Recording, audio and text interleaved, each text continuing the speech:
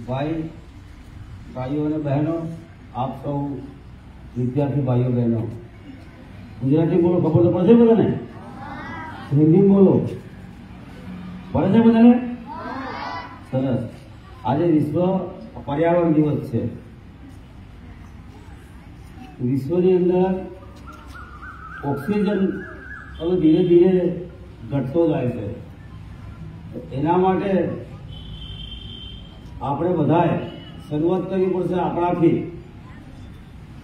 એના માટે દરેકે પોતાના ઘરે, અહીં તો તમે વાવવાના જ છો, પણ બધે વૃક્ષ વધારે તો નહીં, પણ બધે વૃક્ષ દર વર્ષે રોપવા જોઈએ, જેના પરિણામે આપણને સારો એવો ઓક્સિજન વાયુ મળે અને ઉચ્છ્વાસમાં આપણે કાર્બન ડાયોક્સાઇડ વાયુ બહાર કાઢીએ છીએ.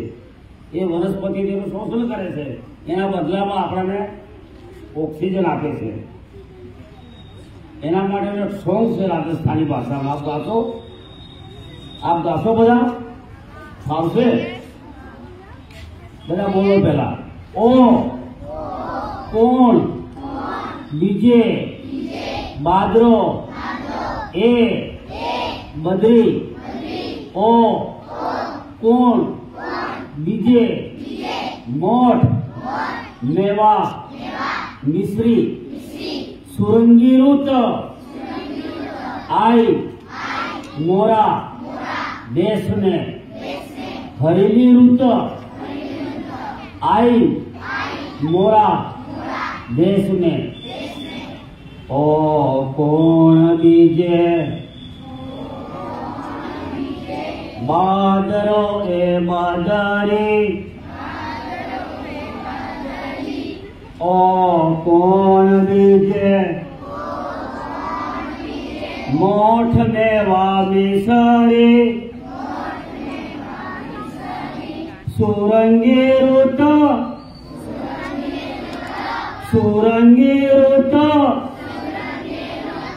आई मोरा देश में हरेली रुत आई मोरा देश में काकड़ में मोरिया नाचेला कोयलड़ी गीत सुनावेला हरिया हरिया खेत सुहाना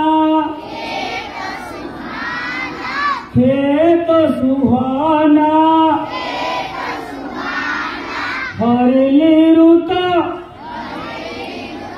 आई मोरा देश में सुरली रुत आई मोरा देश में અત્યારે કઈ ઋતુ ચાલે છે? વર્ષા ઋતુ. કઈ ચાલે છે? વરસાદ વરસતો હોય અને મોર ટેહુક ખેતરમાં સીમ ઉપર ઝાડ ઉપર ઘરની આજુબાજુ ટેહકતા હોય અને વાતાવરણ આનંદિત હોય, કોયલડી એનો રડગડ ગુંજાશ કરતી હોય તો વાતાવરણ કેવું નિર્માણ થાય? બહુ મજા આવે. ના મજા આવે. એના માટે શું જોઈએ ભાઈ? પર્યાવરણ જોઈએ, વૃક્ષો જોઈએ. એટલે આપણે હરિયાળી ક્રાંતિ કરવાની છે.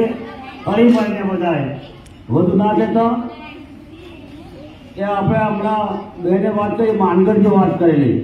આપણે અહીંયાથી 26 કિલોમીટર દૂર ગુજરાત રાજસ્થાનની સીમા ઉપર માનગઢ હત્યાકાંડ થઈ ગયો અને એમાં 1560થી વધુ માણસો તારીખ 17/11/1913 અને સોમવારના દિવસે સવારમાં 9 વાગ્યાની આજુબાજુમાં 1507 માણસો આપણા દેશની આઝાદી માટે બલિદાન આપી દીધું. એમાં 23 માણસોને ફાંસીની સજાનો હુકમ થયેલો.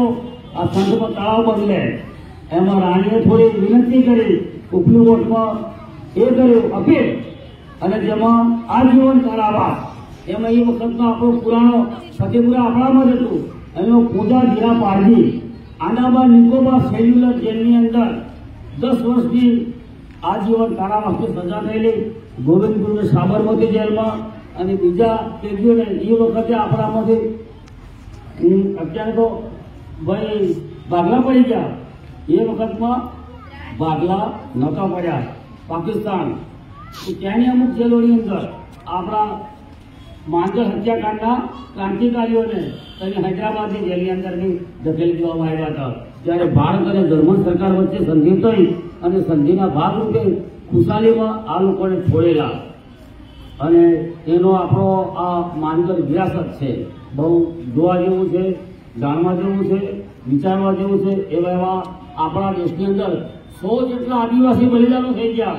ટ્રાઇબલ કોમ્યુનિટી ઓલ ઇન્ડિયા, આખા હિન્દુસ્તાનની અંદર પાક વ્યવહારથી લઈ અને છે તમે જુઓ ડાંગ સુધીમાં, અને દેશના બીજા રાજ્યોમાં તમે જુઓ ઝારખંડ છે, મિઝોરમ છે, મેઘાલય છે, અરુણાચલ પ્રદેશ છે, કેરલા, એ બાજુ મોટી છે. આ વિસ્તારમાં નાના મોટા આંદોલનો, અંગ્રેજો અને દેશી રજવાડાઓ અને જે આપણું શોષણ થતું હતું, એ શોષણ અને અન્યાયની સામે આપણા પૂર્વજોએ અવાજ ઉઠાવેલો, અને અંતે આપણને આઝાદી મળી, અને આઝાદીમાં આપણો અધિકાર મળ્યો છે ભણવાનો. શેનો અધિકાર મળ્યો છે? ભણવાનો. એટલે આપણે સખત ભણીએ, સખત મહેનત કરીએ. માત પિતાએ આપણને ભણવા માટે મોકલ્યા છે, નથી કે સ્કૂલની અંદર ગપ્પો મારવા માટે, વાતો કરવા માટે. આ મનુષ્ય જન્મ આપણો કેવો છે, મહાન છે. એટલે બાળપણને પણ આપણે માણીએ, બહુ જ મસ્તી ભર્યું આપણું બાળપણથી ખીલાઈએ. મૂળ કામ છે આપણું ભણવાનું. દરેક બાળકોને ક, ખ, ગ, ABCD, પછી એકા, અગિયારા, પછી ગણિત, વિજ્ઞાન, આ બધું મોઢે કંઠસ્થ થઈ જાય. શુભકામના, શુભેચ્છા. મોટા ભાગના વિદ્યાર્થીઓ ભણેલા IIM ભણે. આપણા સાહેબ બી તમારા બહુ સારામાં સારા છે. કેરલામાંથી આવેલા ત્યાં આગળ, કેરલાના સાહેબ અહીંયા સંસ્થા કરી નવું પડી ભાઈ.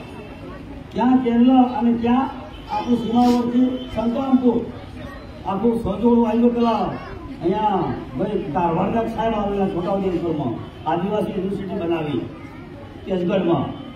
એ પ્રમાણે આ જે પશ્ચિમના જે મિત્રો છે, દક્ષિણ ભારતના છે, સાઉથ ઇન્ડિયાના છે, બહુ સારામાં સારું શિક્ષણ છે. એ બાજુનું આપણા એના બંધારાના સંતાનપુર તાલુકાના બંધારા ગામનો છોકરો IIM ગયો હતો ત્યાં કેરલા ખાતે, અને બીજો એનો ભાઈ છે, એ હવે અત્યારે ભણે છે અહીંયા નવોદયની અંદર બાલાસુંદો. એટલે તમે સખત બધા મહેનત કરો, આગળ આવો, એવી શુભેચ્છા. જય હિન્દ.